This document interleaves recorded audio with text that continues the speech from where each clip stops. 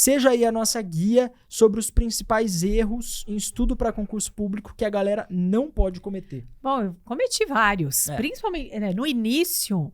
Então, quando eu disse, eu vou prestar concurso público, como eu disse a vocês, né, eu estava trabalhando, estava grávida da minha filha, eu vou prestar. E olha, o primeiro erro, esse é um erro especial para quem é formado em direito, tá?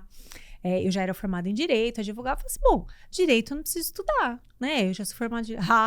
gente, por que... Entrou de salto alto, igual a gente fala. Entrou de cabeça muito erguida. Não acho um negócio desse, porque isso é completamente diferente. Primeira prova que eu fui fazer, eu errei quase tudo. Por quê? Porque a prática é uma coisa, né? Você imagina que o juiz dá sentença em 10 dias, isso não existe na prática. Mas é o que está no código. É o que está no código. E o examinador não quer saber a prática, o examinador quer saber o código. Então, assim, primeira coisa, gente, né? Não tem essa. Ou então, né? Eu sou tão bom em português, não vou estudar português. Eu escrevo super bem. Não é porque você escreve bem, não é porque você fala bem, que você não vai... Porque às vezes você escreve bem, mas você não sabe as regras, o porquê você... Então, assim, é diferente estudar para concurso público do que qualquer outra coisa. Então, a gente precisa estudar para concurso público. Eu acho que a gente nunca pode, né, aí subestimar uma matéria ou outra, tem que buscar realmente um conteúdo dirigido, tá? Então, assim, não podemos... E outra, a gente não pode deixar nenhuma matéria de lado. Tem aluno que fala assim, mas matemática eu tenho facilidade. Eu adoro essa palavra facilidade, né? Tem gente que fala, eu tenho uma facilidade em português, mas você sabe as regras? Não, mas eu tenho uma facilidade. Não adianta. A gente tem que estudar focado em concurso. Então, esse foi o primeiro erro que eu cometi. Achando que o estudo anterior era igual estudar para concurso. Não, faculdade é diferente, concurso... Então, esse foi um erro. Outro erro que concurseiro faz muito foi assim, bom, no começo eu não quero gastar, não. Né? Então, assim, tem muita coisa de graça no YouTube. É legal, né? Inclusive, as aulas da Brabo, o pessoal pode confiar que tá tudo atualizadinho. Mas no YouTube vai ficando algumas coisas e às vezes você pega uma coisa que tá desatualizada, tá antiga, né? E você não tem atualização, porque tá ali na plataforma. Na época que a pessoa gravou, tava tudo certo, maravilhoso. Então, assim, estudar com material desatualizado. Isso nossa, gente, isso é um erro, assim, que a gente não pode cometer. Tem muita gente que pega PDF da internet gratuito e tal, e fica tudo desatualizado. E aí é esse lance, a gente coloca muito material gratuito no YouTube, aula atualizada, plano de estudo. Mas não tem como ficar revendo aquilo, mas o curso é outra coisa, né? Você vai ter mentoria comigo, vai ter mentoria com o Matheus, é uma outra estrutura e, claro, a pessoa chega com muito mais chance. Então, essa questão, assim, de saber o que eu estou estudando tá atualizado, né? Uma dica também é assim, gente, na dúvida, visita o site do Planalto, pega a lei atualizadinha, principalmente legislação, né? O problema... Gente, porque... Muda toda hora. Não, eu fico maluca, né? Eu dou aula de processo penal, processo civil, eleitoral. Então, assim, eu fico... Gente, hoje teve mudança disso. Hoje teve... A gente não dorme, porque tanta mudança legislativa para acompanhar, né? Então, o concurseiro, às vezes, não vai ter tempo de ficar acompanhando isso. Então, mas nunca estude com material desatualizado. E o terceiro erro foi um que eu comentei aqui, que tinham me falado, olha, estuda por questão que tá tudo certo. Só por questão. Estude por questão, mas não só por questão. E eu comecei, vou fazer questão, começar a fazer questão sem a base, né? Então, assim, fiz coisa errada, porque achava que a questão não sabia que estava desatualizado, não. Tem conteúdo que não está em questão, porque as bancas adoram novidades. As novidades, muitas vezes, você não vai ter questão anterior, né? A alteração de lei. Então, assim, estude por questão, mas sempre com base. Então, esses 3 erros eu cometi, né? De, assim, achar, subestimar alguma matéria, material desatualizado e começar estudando por questões sem ter base nenhuma. Então, foram aí os 3 erros maiores. Mas isso antes de começar a estudar para valer. Quando eu comecei a estudar para valer mesmo, aí você vai vendo, né? Que aí você começa a não ter mais reprovação. Você começa a ter se habilitado, às vezes não no número de vagas, mas você começa a caminhar legal, né?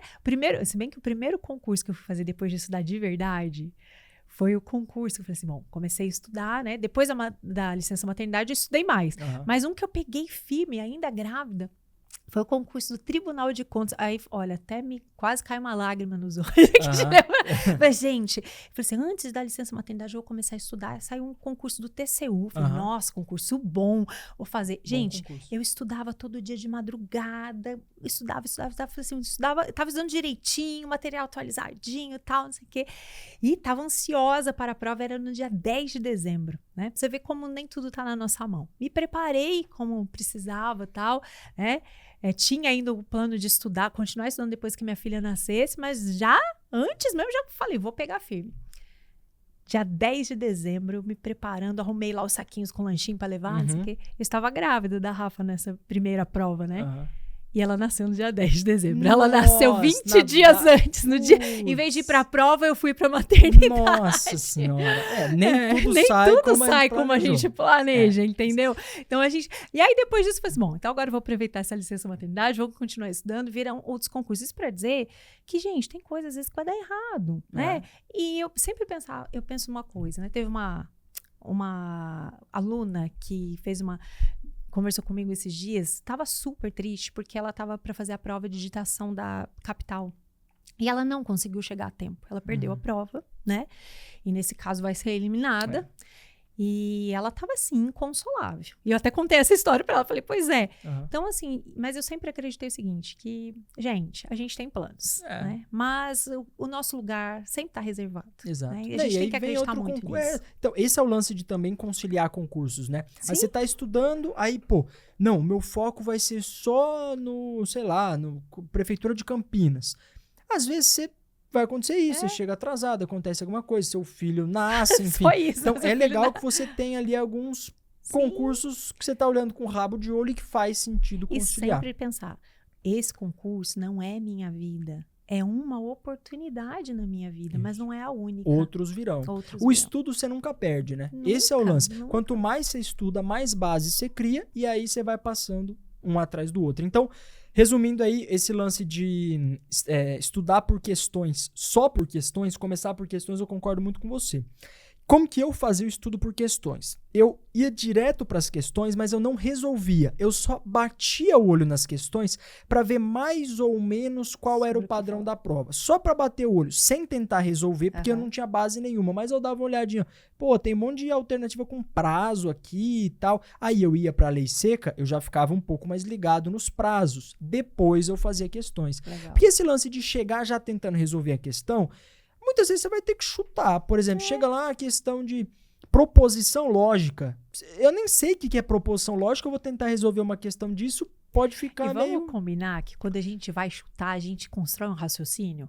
Sim. E é o perigo você construir um raciocínio sem base, porque você constrói um raciocínio Isso. e depois você tenta fica se convencer você se convence que aquilo é verdade, que aquela alternativa é correta, né? Então eu acho bem perigoso. Isso é massa. Então, professora Renata, vamos, pra gente fechar nosso papo aqui, seus recados finais aí, o seu agradecimento final pra gente encerrar esse podcast com chave de ouro depois das 19 aprovações.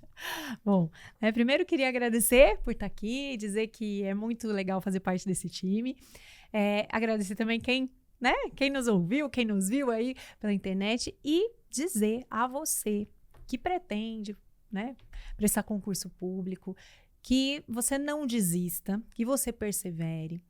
Vai ter momento que você vai querer desistir? Vai. Né? Eu quis muitas vezes, pensei em desistir muitas vezes, né? Mas só vence quem não desiste. Eu sempre costumo dizer que eu tenho 2 tipos de alunos.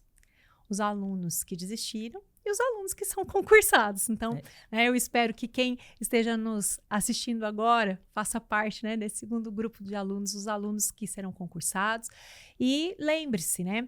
Eu falo sempre isso, falo às vezes nos finais das minhas aulas, é um caminho, é uma jornada. E eu digo a você, tente ser feliz também no caminho. Às vezes a gente espera para ser feliz só depois que a gente passa no concurso. A minha felicidade depende de passar no concurso. Mas encontre felicidade também no caminho. Estudar, né, aprender também é muito bom, né? E isso torna a jornada mais leve. Então, né, desejo isso para você, uma excelente jornada e que você seja feliz no caminho e na chegada. Se liga, isso aqui que você acabou de assistir é só um trechinho do Brabocast e o episódio completo ficou muito massa. Eu deixei aqui fixado no primeiro comentário o link do episódio completo. Então, se você está buscando a sua aprovação no concurso público e quer ouvir histórias inspiradoras, não esquece, assista o episódio completo, dê o like e se inscreva no canal. Até uma próxima oportunidade. Tchau, tchau.